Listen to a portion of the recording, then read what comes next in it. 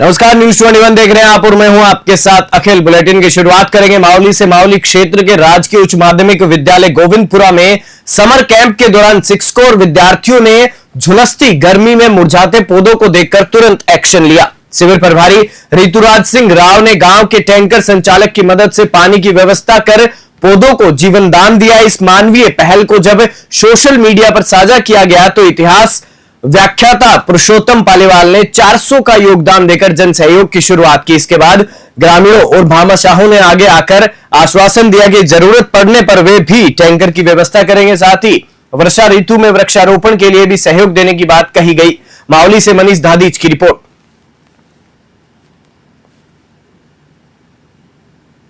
Ahmedabad plane crash में सवार बांसवाड़ा के एक ही परिवार के 5 लोग सवार थे, जिसमें प्रतीक जोशी और उनकी पत्नी कोमी व्यास और 3 बच्चे, जिसमें एक लड़की और 2 जुड़वा बच्चे, जिनकी प्लेन हादसे में मृत्यु हो गई।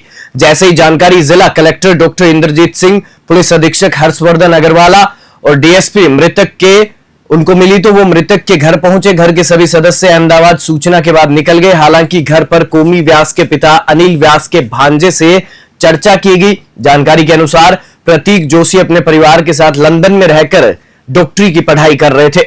बांसवाड़ा से प्रमोद कलाल की स्पेशल रिपोर्ट। परिवार के 5 लोगों का नाम कंफर्म हुआ है। दुख की इस घड़ी में परिवार के साथ जिला प्रशासन खड़ा है और हर प्रकार की मदद के लिए हम इनके साथ हैं। दीदी थी कोमी व्यास जी और उनकी एक लड़की थी 8 से 10 साल की मीराया जी और 2 लड़के थे लवकुश जी। तो ये आपको उनको लगभग 2:30 बजे मिल गई थी। तो ये कल ही लंदन के लिए रवाना? हाँ नहीं, कल यहाँ से अहमदाबाद के लिए रवाना हुआ जी। ऊर्जा मंत्री हीरालाल नागर जोधपुर प्रवास पर रहे। इस दौरान उन्होंने व कैबिनेट मंत्री जोगाराम पटेल दोनों ने अहमदाबाद में हुए प्लेन हादसे को लेकर गहरा दुख व्यक्त किया। उन्होंने कहा कि ऐसा हादसा पहले नहीं देखा, बहुत दुखद हादसा है। हमारी संवेदना उन परिवार के लोगों के साथ है जिन्होंने इस विमान हादसे में अपनी जान गंवाई है। जोधपुर से मनोहर सिंह की रिपोर्ट। आज अहमदाबाद में बहुत ही दुखद घटना घटित हुई। एयर इंडिया का एक प्लेन क्रैश हो गया और उसमें प्रारंभिक जानकारी अनुसार जितने भी लोग सवार थे उनकी देहांत हो गया है। और ऐसा भी बताया जा रहा है कि जहां पर गिरा वहां पर मेडिकल कॉलेज की कोई बिल्डिंग थी, उसमें भी काफ़ी नुकसान हुआ है और वहां भी कुछ लोग काल कलवित हुए। अधिकृत पुष्टि अभी नहीं हुई है, लेकिन प्रारंभिक जानकारी के अनुसार मेरे मित्र और गुजरात सरकार के पूर्व मुख्यमंत्री आदरणीय रूपाणी साहब का भी उसमें काल कलवित हुए, देहांत हुआ है। आखिरी बार उनसे वो जो जयपुर में प्रदेश अध्यक्ष के चुनाव के प्रभारी बनकर आए थे तब उनसे मुलाकात हुई थी। बहुत ही सरल व्यक्तित्व के धनी थे, एक साधारण परिवार से थे। लेकिन बहुत ही बड़ा और दुखद हादसा है, इससे पूरा देश स्तब्ध है और उन परिवारों के साथ हम खड़े हुए हैं जो लोग इसमें हादसे का शिकार हुए। हमारे देश के भी थे, विदेशी मेहमान भी थे और उन सभी के साथ हम पूरी संवेदना के साथ उन परिवारों के साथ हैं। ऐसी दुखद घटना शायद बहुत कम देखने को मिलती है। इस पर पूरा देश, पूरी सरकार हम स्तब्ध हैं और उनके साथ हैं, परिवारों के साथ हैं। तो निश्चित रूप से जो इस हादसे में शिकार हुए हैं, उसको सुनकर के भी एक मन में इस तरह का भाव आ रहा है कि ऐसी घटनाएं निश्चित रूप से जो पूरी प्लेन क्रैश हुआ उसमें कोई बच नहीं पाया। उसके अलावा भी वहाँ उस क्षेत्र में जहाँ पर वो मेडिकल कॉलेज पे गिरा वहाँ के भी कुछ छात्र जख्मी भी हुए हैं, कुछ डॉक्टर भी जख्मी हुए। जोधपुर प्रवास पर पहुंचे राजस्थान के ऊर्जा मंत्री हीरालाल नागर ने साफ किया कि इस भीषण गर्मी में राज्य में कहीं भी लोड शेडिंग नहीं की जा रही है। ऊर्जा मंत्री के साथ कैबिनेट मंत्री जोगाराम पटेल भी मौजूद रहे। मंत्री ने कहा कि यह सिर्फ वर्तमान नहीं बल्कि 2030 तक की ऊर्जा जरूरतों को ध्यान में रखकर बनाई जा रही दीर्घकालिक योजना का हिस्सा है, जिससे राजस्थान ऊर्जा आत्मनिर्भर बन सके। जोधपुर से मनोहर सिंह की रिपोर्ट। अभी इस गर्मी में कहीं भी हमारे पास में बिजली की कटौती की आवश्यकता नहीं है। कोई लोड शेडिंग हम नहीं कर रहे हैं। पर्याप्त मात्रा में हमारे पास विद्युत की आपूर्ति के लिए बिजली उपलब्ध है। हमने इस 1.5 साल के अंदर हमारे संयंत्रों को भी दुरुस्त किया है, उनकी क्षमता बढ़ाई है और हमने नए सोलर लगा करके जनरेशन को बढ़ाया है। उसके साथ साथ हमने अपनी आवश्यकताओं को एक रिव्यू किया और उस रिव्यू के बाद हमें जो गर्मी के लिए जरूरी हमारी बिजली की आवश्यकता थी, उसके लिए पावर परचेज करके पर्याप्त मात्रा में बिजली के लिए हमने एग्रीमेंट किए थे। अभी कोई ऐसी हमारे पास उपलब्ध बिजली की जो मात्रा है उसमें और सप्लाई में कोई अंतर नहीं है, बल्कि हमारे पास पर्याप्त मात्रा में विद्युत की आपूर्ति के लिए बिजली उपलब्ध है। जहाँ तक आप अनियमित सप्लाई की बात करते हैं तो लगभग पूरे राजस्थान में कोई लोड शेडिंग नहीं हो रहा है। कहीं पर ये मैं मान सकता हूँ कि कुछ हमारे जीएसएस ओवरलोड हो सकते हैं, कहीं पर एकदम डिमांड हाई जाती है तो एम्पेयर बढ़ने की वजह से वहाँ पर कुछ समय के लिए उसको बैलेंस करने के लिए उस ट्रांसफार्मर को, उस जीएसएस को बचाना है, तो कुछ वो एम्पेयर कम करने के लिए वहाँ पर कुछ समय के लिए लाइट को प्रबंधन करके और उस ट्रांसफार्मर को बचाया जाता है, जिससे टेम्परेचर बढ़ जाए, एम्पेयर बढ़ जाए, तो वहाँ पर कुछ 10-20 मिनट, आधा घंटा उसको बैलेंस करके काटा जाता है ताकि वो हमारा यूनिट सही सलामत रहे।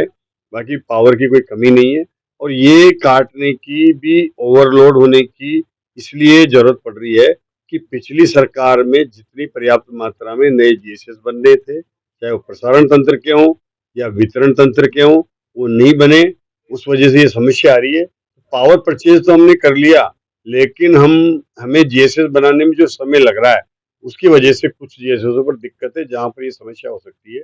और मैं आपको उदाहरण के साथ बता सकता हूँ कि हमने, चाहे वो हमारा 8 से जो कार्यकाल रहा है 13 से और 18 का, उसमें हमारे पास उस समय हमने 141 ट्रांसफार्मर नए जीएसएस बनाए थे वसुंधरा जी के कार्यकाल में। जब गहलोत जी का कार्यकाल आया तो केवल उन्होंने उस कार्यकाल में अभी 18 से और 23 में 44 जीएसएस नए बनाए जो प्रसारण तंत्र।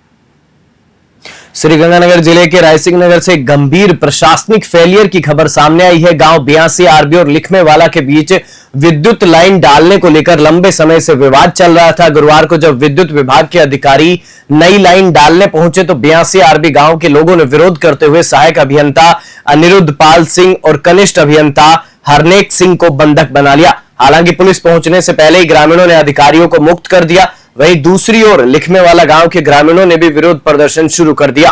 रायसिंह नगर से राजू शर्मा की रिपोर्ट।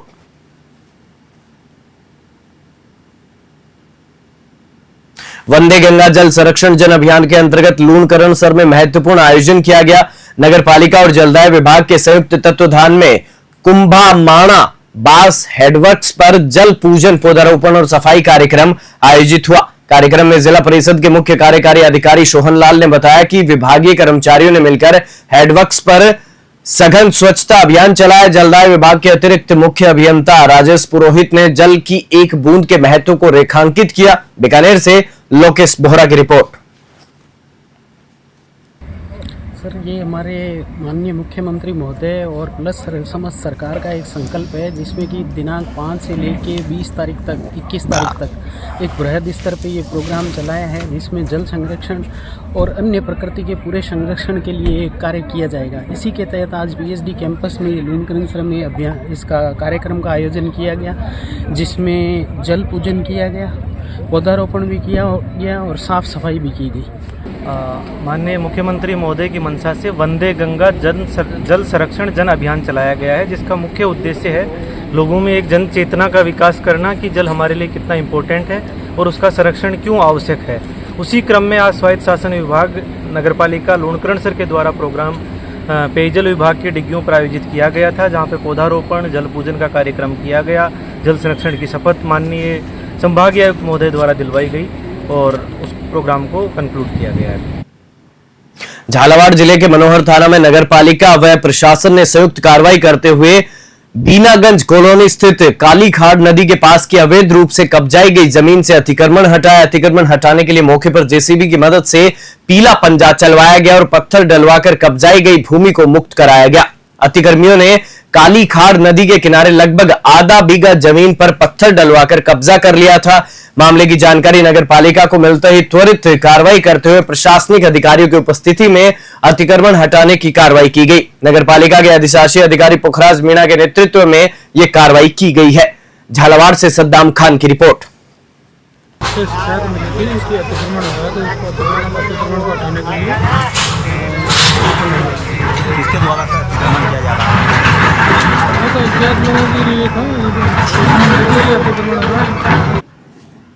कोटपुतली बहरोड जिले के उपखंड नारायणपुर में गुरुवार को अखंड द्वीप राष्ट्रीय जन जागरण हेतु कलश यात्रा का आयोजन हुआ। इस यात्रा के माध्यम से गुरुदेव श्री राम आचार्य व माता भगवती देवी के विचारों को जन जन तक पहुंचाकर समाज को एक नया संदेश प्रसारित किया जा रहा है, जिससे समाज अध्यात्मवाद की महत्ता को जाने और बुराइयों से बचकर मानवता का नव निर्माण करे। यात्रा का उद्देश्य सोते हुए को जगाना, जागते हुए को चलाना और चलते हुए को दौड़ाना है। नारायणपुर से भारत शर्मा की रिपोर्ट। ये शांति कुंज हरिद्वार से जो अखंड ज्योति की यात्रा चल रही है कोटपुतली जिला बहरोड के अंदर, तो कितना सहयोग और समर्थन मिल रहा है गायत्री परिवार का? नहीं सर, एक्चुअली ये गायत्री परिवार एक सेवा कर रहा है, ये हम समाज के लिए निकाल रहे हैं। ये राष्ट्रीय जागरण की यात्रा है। हमारे जो संस्कृति का उत्थान और आध्यात्म को, वैज्ञानिक आध्यात्मवाद हम लोग देने के लिए शांति कुंज से 350 रथ चले हैं एक साथ और पूरे भारत में ये भ्रमण कर रहे हैं। ये यात्रा 2 साल चलेगी, 2026 तक। उसमें क्या होता है, अखंड ज्योति जो 100 साल से गायत्री शांति कुंज में जल रही है, उसका शताब्दी वर्ष है और जो माता जी हैं उनका जन्म शताब्दी है। ये जो ज्योति है ये 700 साल पुरानी ज्योति हम लाए हैं और ये कलश भगवान है जो 2400 शक्तिपीठों का जल इसके अंदर है। हम समाज के अंदर वो सब बातें कर रहे हैं जो समाज में आज ज़रूरी है। समाज के अंदर बहुत सी बातें ऐसी हो गई जो नहीं करनी चाहिए, जिससे समाज पतन की ओर जा रहा है। ये बातें ऋषि सत्ताओं ने बताई जो हिमालय के अंदर अभी तप करते हैं और शांति कुंज में उनका अड्डा है। वहाँ से समाज में प्रॉब्लम क्या है वो बात हम लोग लेके चले हैं और हम गली गली मोहल्ले मोहल्ले जाते हैं। हम बताते हैं, सभी बहनों से अलग बात करते हैं, भाइयों से और बच्चों से, तीनों के अंदर गिरावट आई है। औरतों में, महिलाओं के अंदर जो व्यवस्थाएं हैं वो खराब हो गई है। हमारी जो भोजन व्यवस्था है वो गलत हो गई, क्योंकि जैसा अन्न बनता है ना, मन वैसा ही। जल संसाधन मंत्री सुरेश सिंह रावत व पूर्व नेता प्रतिपक्ष राजेंद्र सिंह राठौड़ कल 14 जून शनिवार को तारानगर दौरे पर रहेंगे। कस्बे के INGNP विभाग में विशाल सभा होगी। विधानसभा प्रत्याशी व भाजपा नेता राकेश जांगिड ने बताया कि कस्बे में 300 करोड़ रुपए के विभिन्न नहरी विकास कार्यों का लोकार्पण व शिलान्यास किया जाएगा। जांगिड ने कार्यक्रम को लेकर सभा स्थल की व्यवस्थाओं का जायजा लिया एवं क्षेत्रवासियों से कार्यक्रम में अधिक से अधिक पहुंचने की अपील की है। तारानगर से बुधराम वर्मा की रिपोर्ट। कल 14 तारीख को सुबह 10 बजे हमारे नहर मंत्री महोदय परम सम्माननीय सुरेश जी रावत साहब और हमारे लोक लाडले नेता छत्तीस कोम के मसीहा सम्माननीय राजेंद्र जी राठौड़ साहब, चूरू के विधायक हरलाल जी सारण साहब, हमारे जिला अध्यक्ष बसंत जी शर्मा साहब, डॉक्टर वासुदेव जी और हमारे लोकसभा के शानदार उम्मीदवार रहे पद्म भूषण बड़े भाई देवेंद्र जी झाझड़िया साहब, तमाम बड़े नेता जनप्रतिनिधि तारानगर पधार रहे हैं और किसान सभा है।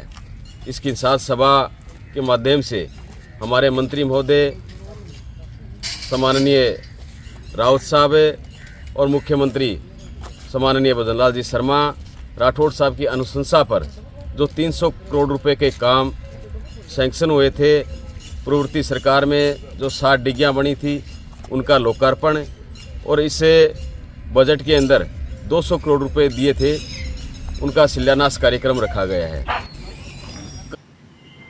बुलेटिन में फिलहाल इतना ही। आप देखते रहिए News 21।